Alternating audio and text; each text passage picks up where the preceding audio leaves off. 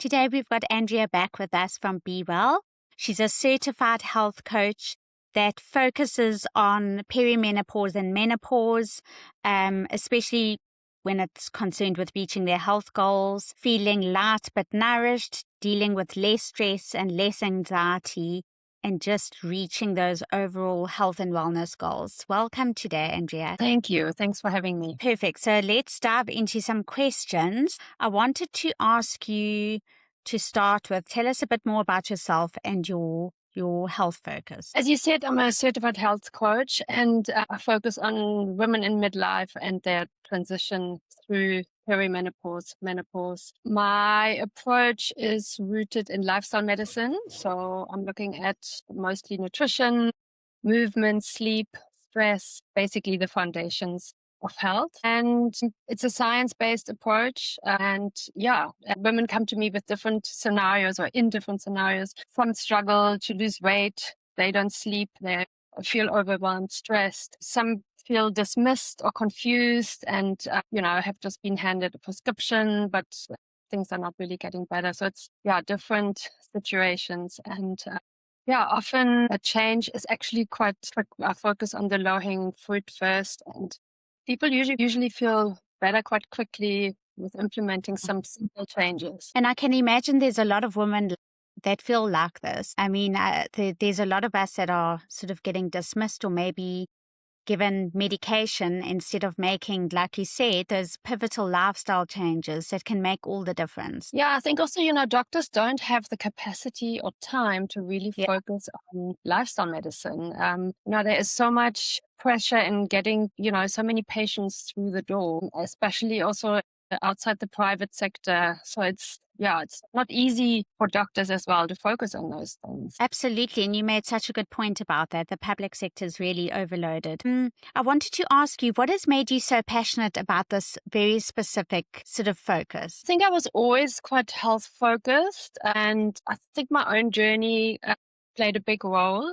When I went through perimenopause, I had actually no idea. And when I trained as a health coach, it became pretty clear quite early on that that's where I wanted to go. So my own journey was a big part of it.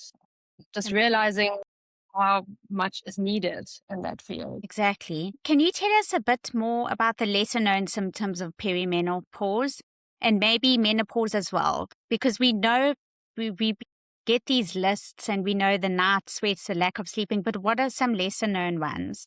I think lesser known are a lot of the cognitive symptoms. I think, we have heard about brain fog and finding it difficult to find words and short-term memory. I think that's quite a complex symptom, and often women don't realize that it can be hormonal and that it can be linked to lifestyle. So it's very, very much interlinked, those two things. And there are so many symptoms. I mean, they're now talking about 75 plus symptoms. And I think the lesser known are the symptoms that not so many people experience. There's a lot of hair, skin, UTIs.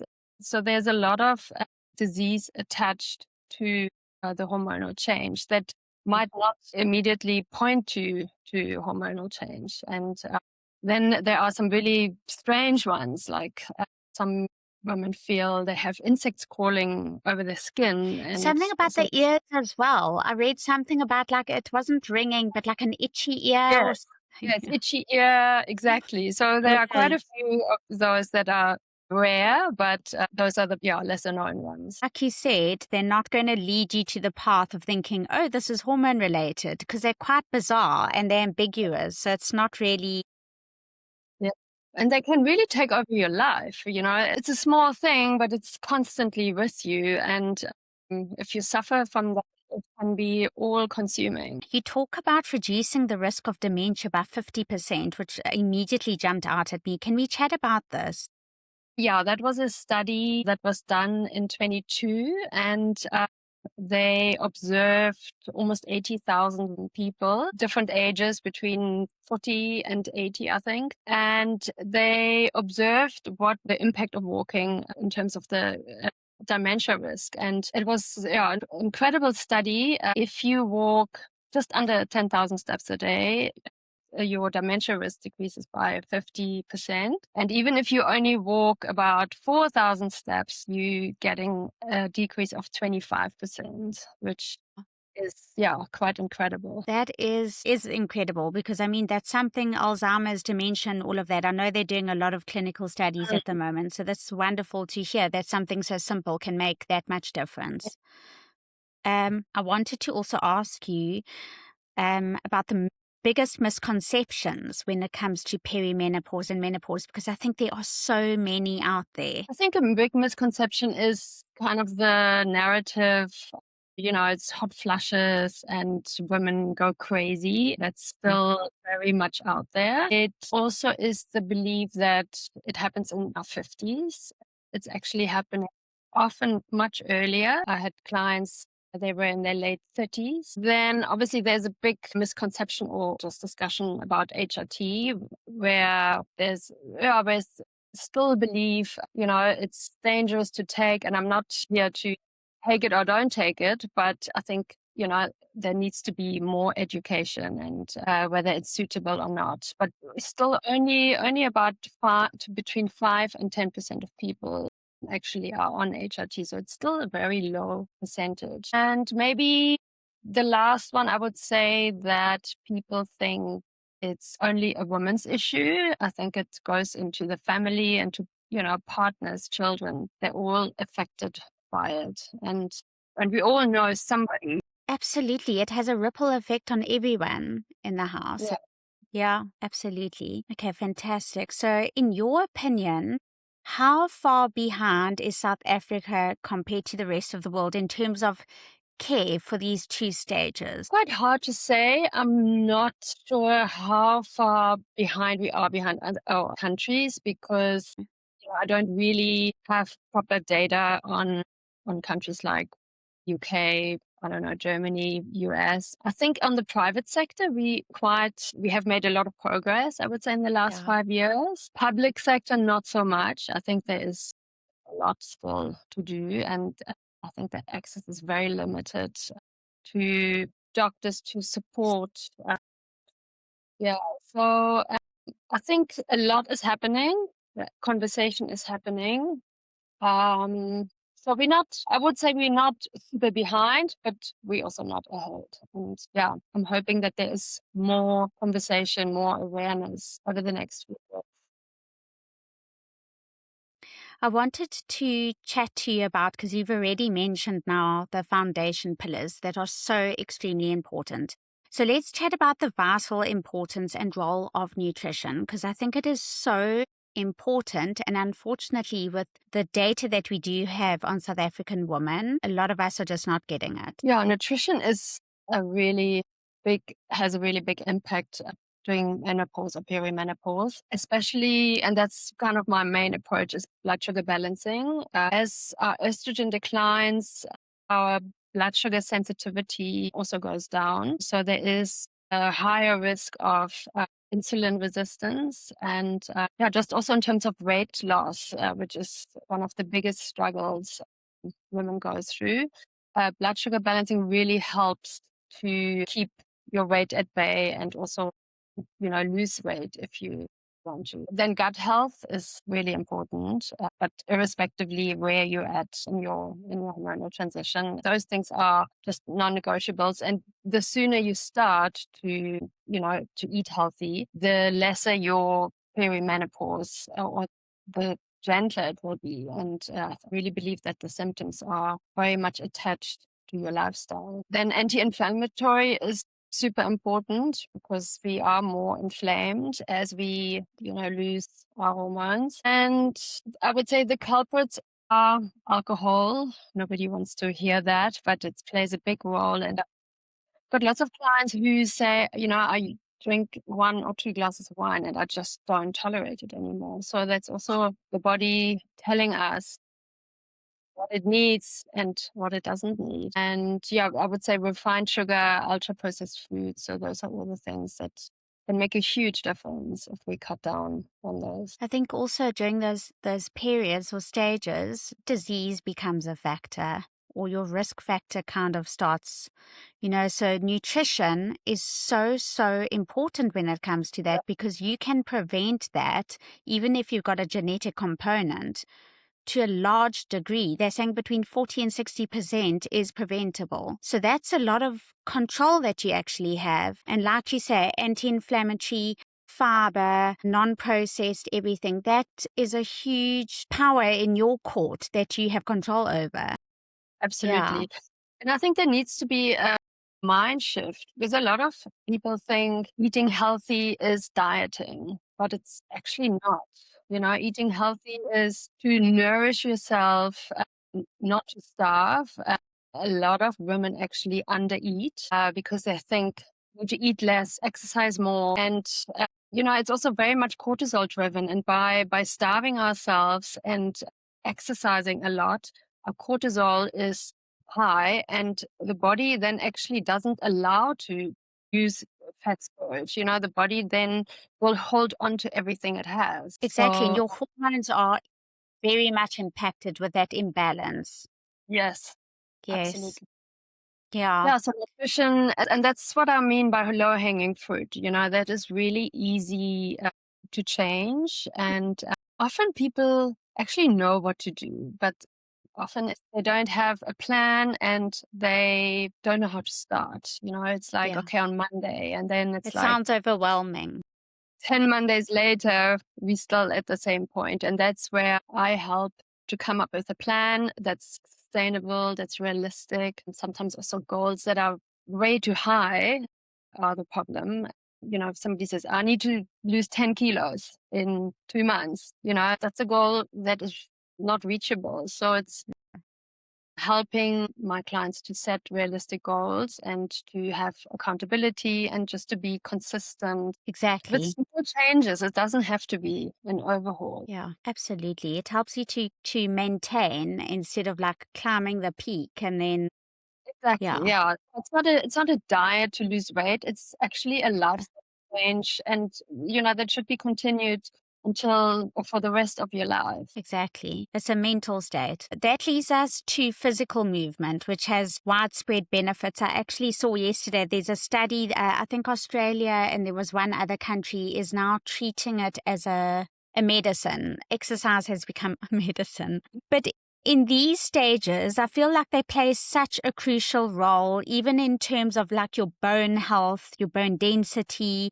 hormones again, regulation. So let's just chat about all of that. Yeah, bone density is, that is such a silent symptom. We often don't realize it until we either get tested or until there's a fall and an injury, bones breaking. But in 5 to 7 years, we can lose up to 20% of our bone density. And I mean, that is huge. So there are quite a few preventative things we can do. And again, it doesn't have to be overwhelming. There was another study where if you do the right exercises, which is strength training, resistance training, and also things like jumping, skipping, so anything with high impact. If you do that 3 times a week for 10 minutes, that will regenerate your bone density. So if you do that consistently, I think it was after 6 months, you can already see a change. So it's really those little things, and it's not about making big changes once in a while. It's really about small things, but consistently that will make a Micro difference. habits at stack.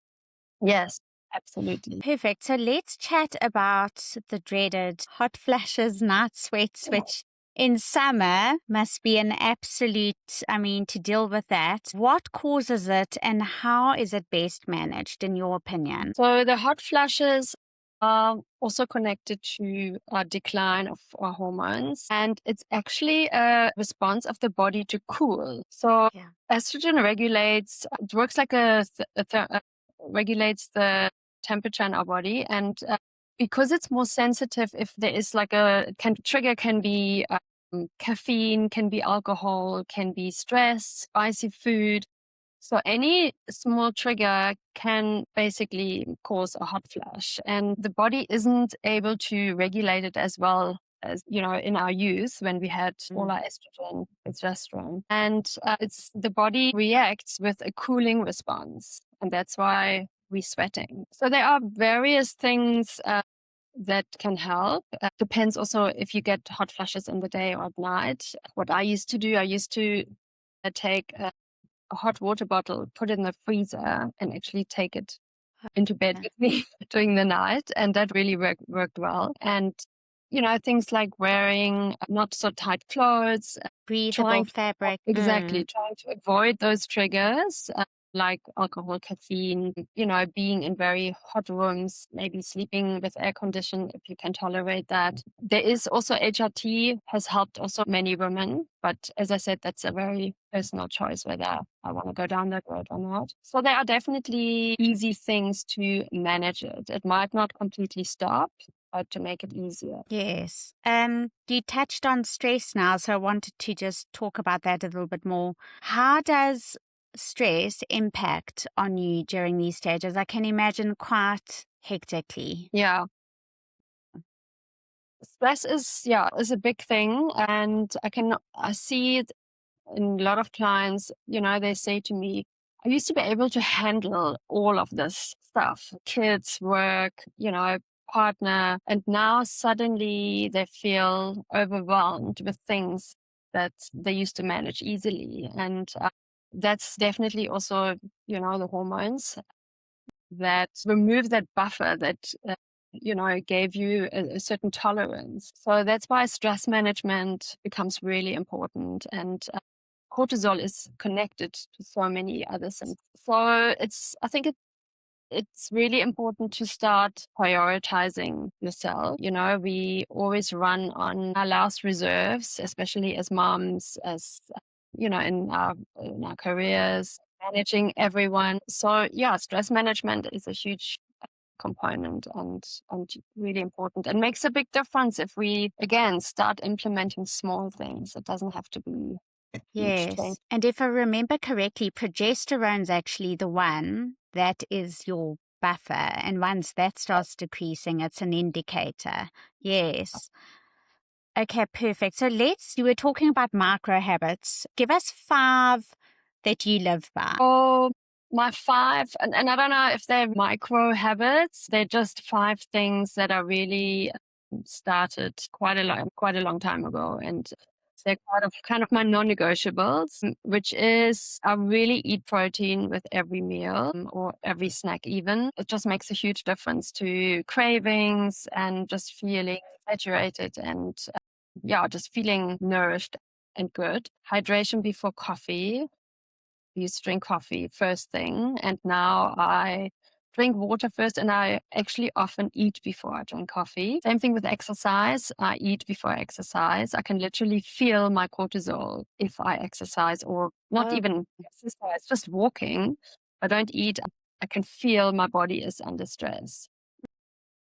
So if you exercise and you don't feel good and you haven't eaten, just listen to your body. And if it doesn't feel good, then eating is often actually the solution. It doesn't have to be a lot. It can just be yeah. a little bit of carbs, a little bit of protein, just to have something in your stomach before you go to the gym or yoga or whatever you do. Prioritizing sleep, I really try to not to go to bed too late. And obviously there is the odd night, but it makes a huge impact on the next day. And the last thing I would say, what I mentioned earlier, really setting boundaries, prioritizing things like my sleep, and just also saying no to things. If it's something that can wait, then I'm just going to let it wait. And often we think we have to finish our list every day, but if we don't, nothing bad is going to happen. And that's a process. That's something, it takes a bit of time to learn, but it's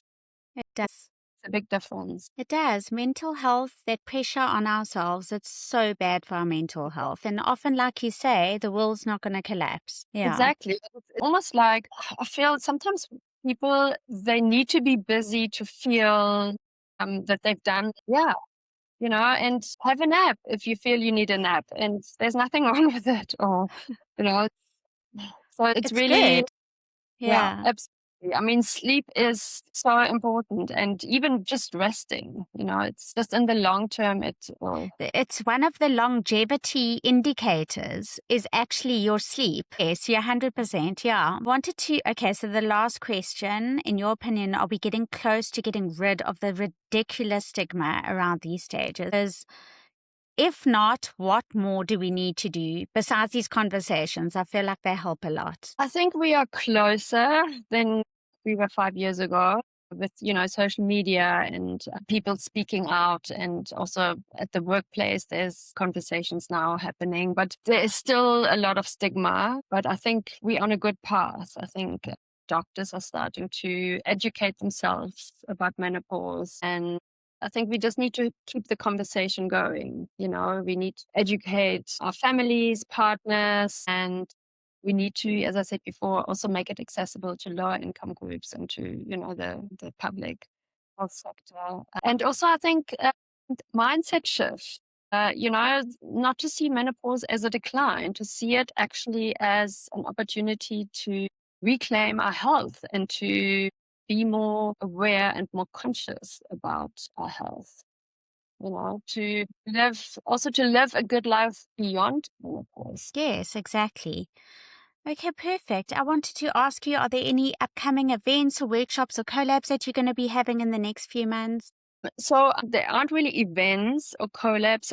What I do run courses, and I also sometimes run online masterclasses. Amazing. So I usually announce them on my Instagram or on my Facebook. So tell us what your handles are, because that's actually the next question. How do we get hold of you? What are all your contact points? Okay, so my handle is b.well.sa. But even if you just Google my name, it will come up. My website is also bewell.co.za. So that's kind of the easiest way to find me. And yeah, I think that's Instagram or Facebook are probably the best ways to get hold. Perfect. Thank you so much for joining us today. It's been so Oh, it's insightful. a pleasure.